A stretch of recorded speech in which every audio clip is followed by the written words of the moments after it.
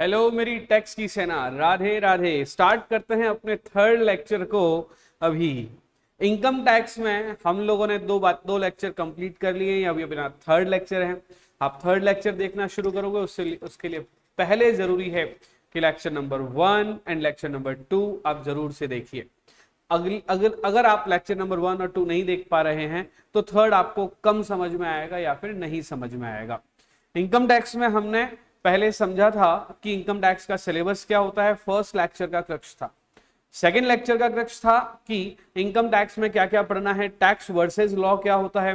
Tax में भी definitions part हमने पढ़ी थी। सेक्शन 2 से रिलेटेड एसएससी की डेफिनेशन पढ़ी थी, असेसमेंट ईयर की डेफिनेशन पढ़ी थी, प्रीवियस ईयर की डेफिनेशन पढ़ी थी, एक्सेप्शन पढ़े थे assessment year and previous year के। फिर इनकम क्या होता है पढ़ा, और साथ में हमने इंडिया की डेफिनेशन पढ़ी। और जो सबसे मेन और इंपॉर्टेंट डेफिनेशन पढ़ी वो थी पर्सन की डेफिनेशन। इसके बाद हम अपनी बातों को शुरू करते हैं ग्रॉस टोटल इनकम के नाम पे। कैसे शुरू कर रहे हैं? ग्रॉस टोटल इनकम के नाम पे। जब हम इनकम टैक्स के पांचों हेड को पढ़ लेंगे तो हेड के नाम रहेंगे salary, house property, profit and gains from business profession, capital gain and income from other sources. ये पांचों के पांचों हेड, जो पांचों के पांचों हेड है, इसको कहा जाता है, इसकी टोटल को कहा जाता है ग्रॉस टोटल इनकम। और ये हेड की टोटल इनकम जो कैलकुलेट करी जाती है वो करी जाती है सेक्शन 14 के तहत। समझने के लिए समझ लीजिए, हम लोग आगे बढ़ेंगे। ठीक है, तो सबसे पहला हमारा जो चैप्टर बन के क्रिएट होता है वो होता है रेजिडेंशियल स्टेटस। चैप्टर का क्या नाम रहेगा? Residential status. Residential status chapter हमें पढ़ना क्यों है? सबसे पहले इस चैप्टर को हमें पढ़ना क्यों है, मैं इसके लिए लिख रहा हूं रेजिडेंशियल स्टेटस। सोचिए एक बार, आप इंडिया के पर्सन हैं, इंडिया के सिटीजन हैं। ये आप कहां के सिटीजन हैं? इंडियन हैं। कोई दिक्कत ही नहीं है ना, इंडियन सिटीजन है। आप इंडिया में ही पैसे अर्न कर रहे हैं, कोई दिक्कत नहीं है। इंडियन सिटीजन इंडिया में पैसे अर्न कर रहा है तो टैक्स भी कहां लगेगा? इंडिया में लगेगा। क्वेश्चन तो तब अराइज होता है दोस्तों, क्वेश्चन तो तब अराइज होता है मेरे दोस्तों, जब कभी कोई पर्सन है तो इंडियन सिटीजन। अभी आजकल क्या है, एक नया नया दौर शुरू हो गया है। सब लोगों को ऐसा लगता है कि फॉरेन में जाके पैसे कमाएंगे डॉलर में, खर्चा करेंगे इंडियन रुपीज में। कमाएंगे डॉलर में और खर्चा करेंगे इंडियन रुपीज में तो मजा आएगा।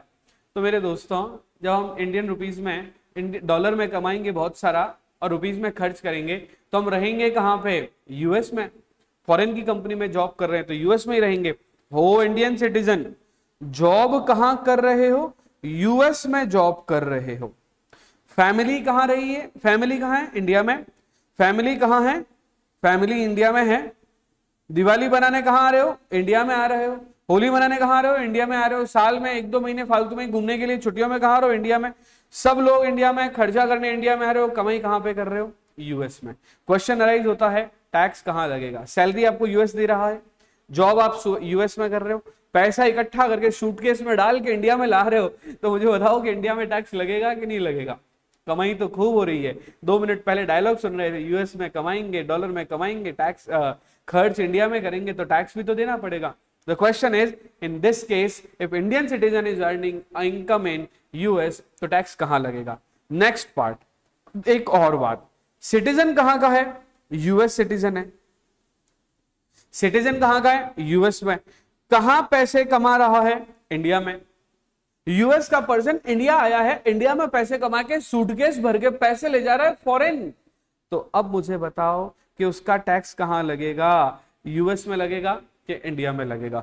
इस तरह के 50 तरह के सवाल आपके दिमाग में अगर आ रहे हैं तो ध्यान रहे, इसका जवाब आपको मिलेगा जिस चैप्टर में, उसका नाम है रेजिडेंशियल स्टेटस। अरे सर बताओ तो सर, इंडियन सिटीजन यूएस में कमा रहा है, मैं क्या बोल रहा हूं? इसका जवाब आपको कहां मिलेगा? रेजिडेंशियल स्टेटस चैप्टर में। तो आइए अपने first chapter that is residential status की शुरुआत करते हैं। अब ये है क्या रेजिडेंशियल स्टेटस, समझो। रेजिडेंशियल स्टेटस चैप्टर में आपको 2 पार्ट पढ़ने हैं।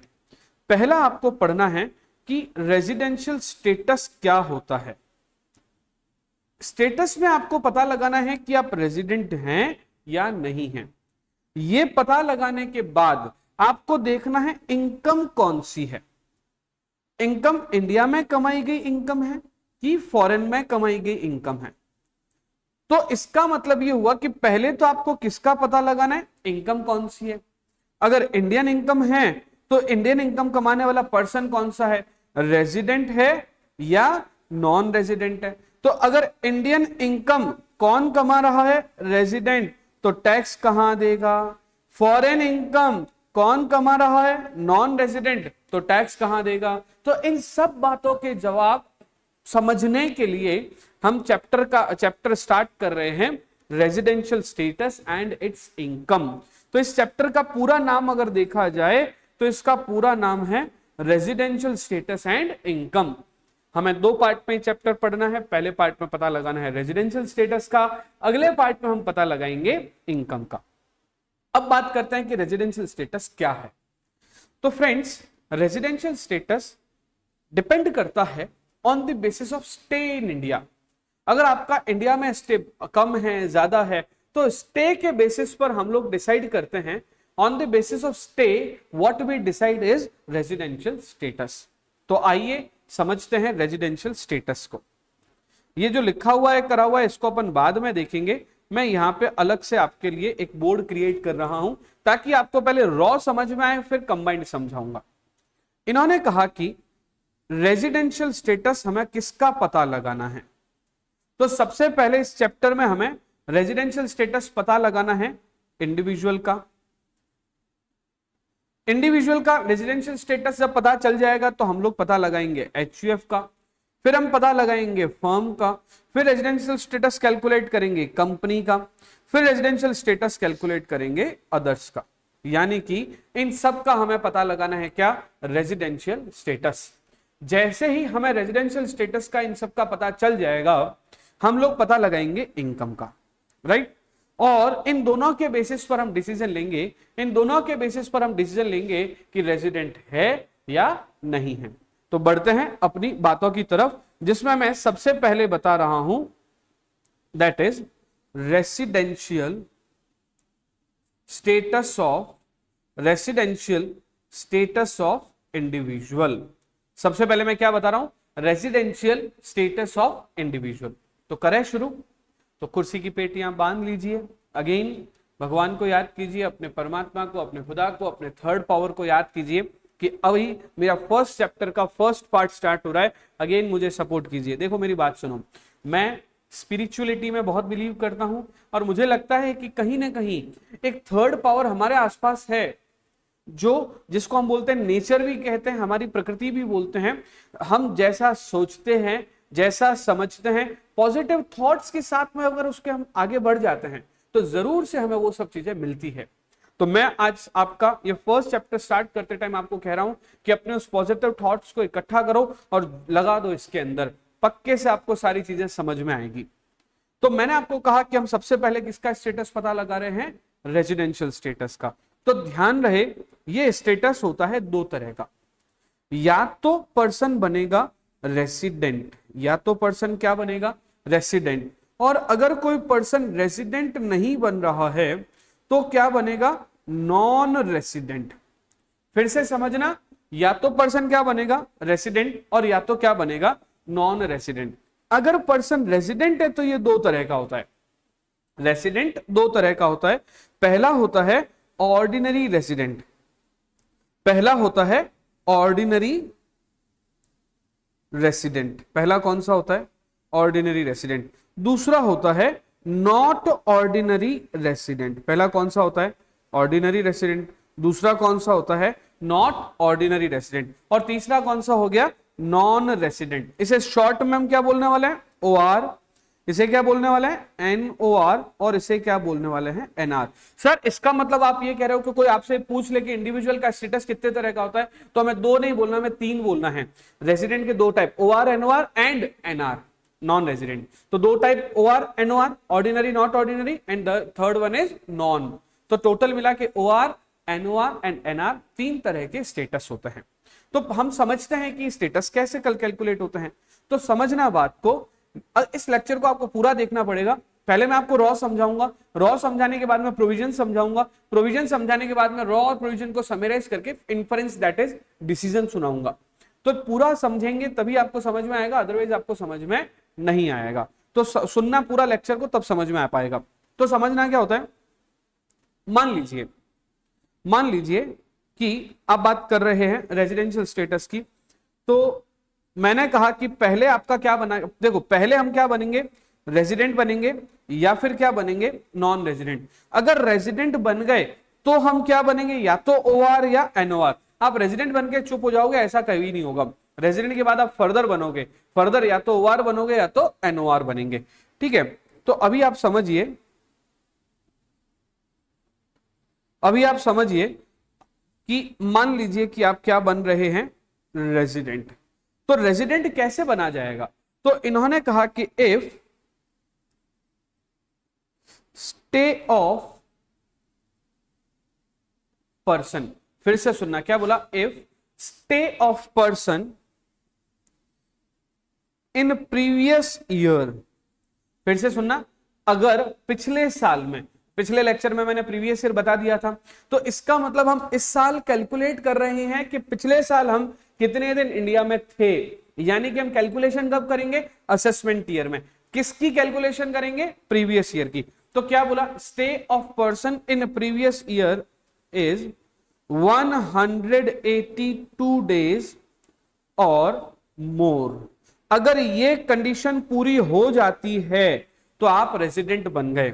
फिर से समझना, अगर आप पिछले साल, अभी साल कौन सा चल रहा है, 2024-25, 2024-25, प्रीवियस ईयर कौन सा है, 23-24। अगर आपने 24-25 में प्रीवियस ईयर यानी कि 23-24 में आप अगर 182 दिन से ज्यादा इंडिया में रहे हैं, फिर से समझना इस बात को, आप अगर पिछले साल में 182 दिन से ज्यादा इंडिया में रहे हैं तो आप रेजिडेंट बन गए। कैसे रहना है, कैसे भी रह सकते हो। जैसे अप्रैल महीने में, अप्रैल 23 में रहे, मई 23 में रहे, जून 23 में रहे, 90 दिन हो गए। जुलाई में नहीं रहे, अगस्त में नहीं रहे, सितंबर में आ गए, फिर 30 डेज हो गए, फिर अक्टूबर में नहीं रहे, नवंबर में रह गए, दिसंबर, जनवरी, फरवरी, मार्च रह गए। इस तरह से टोटल मिला के आप 182 दिन से ज्यादा, 182 डेज या फिर उससे ज्यादा इंडिया में रह जाते हो तो आपको क्या कहा जाएगा, resident of India.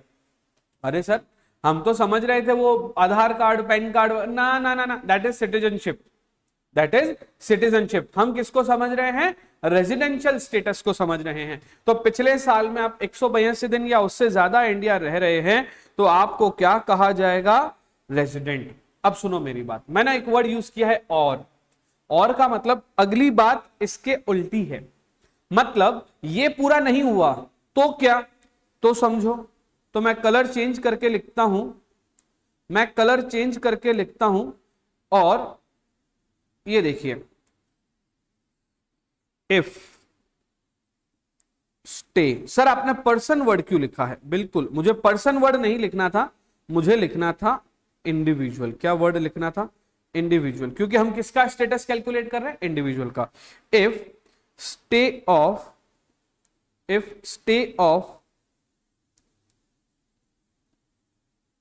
individual in previous year, अरे कलर चेंज हो गया रे, in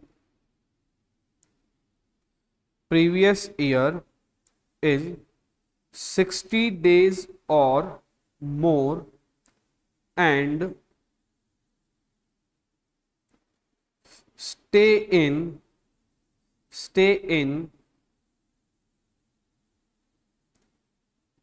7 years, stay in 4 years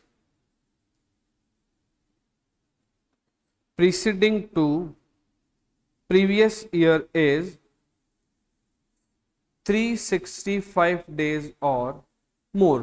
अरे सर ये तो बड़ी हो गई थोड़ी सी, हाँ ये थोड़ी सी बड़ी हो गई। तो सुनो मेरी बात, क्या कह रहा है ये कह रहा है कि इसका मतलब क्या हुआ, समझना कि अभी हमारा साल चल रहा है 2024-25, ठीक है। अब मैं इसको एक्सप्लेन करके बताता हूं। इसने बोला प्रीवियस ईयर यानी कि पिछले साल, तो 2024-25 असेसमेंट ईयर है, तो प्रीवियस ईयर क्या हो गया, ये अगर असेसमेंट ईयर है तो प्रीवियस ईयर क्या हो गया 23-24। 23-24 में मुझे इंडिया में कितने दिन रहना है 60 डेज एंड स्टे कितने दिन रुकना है 60 days and 4 years preceding to previous year, यानी कि पिछले साल के पिछले 4 सालों में जो हमारा प्रीवियस ईयर था उसके पिछले 4 सालों में, तो पिछले 4 साल कौन से हो गए 23-23, 21-22, 20-21 और 19-20। ये जो 4 साल है इसमें मुझे कितना रहना है 365 डेज।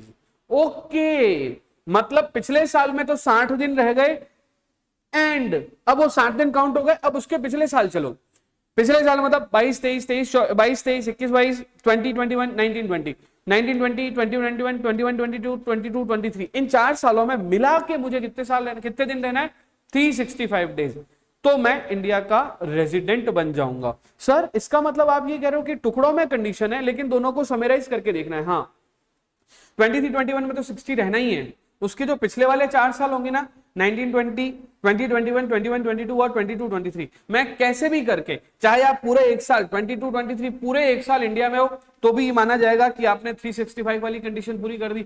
मान लो कि आप 100 दिन 22-23 में इंडिया हो, 21-22 में 150 दिन इंडिया हो, 20-21 में अगेन 100 डेज इंडिया हो। इस तरह के आपकी जो टोटल है वो पिछले 4 सालों की अगर 365 हो जाती है तो ये कंडीशन भी फुलफिल मानी जाएगी। तो इसका मतलब क्या हुआ, इसका मतलब क्या हुआ, पिछले साल तो कितना रह रहे हो आप, पिछले साल आप रह रहे हो 60 दिन, उसके पिछले 4 साल में कितना रहना है 365 डेज। अगर ये पूरी कंडीशन पूरी हो जाती है तो इसे कहा जाता है आप क्या बन गए रेजिडेंट, आप क्या बन गए रेजिडेंट। और अगर ये दोनों ही कंडीशन पूरी नहीं होती, सुनना, अगर ये दोनों ही कंडीशन पूरी नहीं होती तो आपको कह दिया जाएगा कि आप क्या हो, आप हो नॉन रेजिडेंट।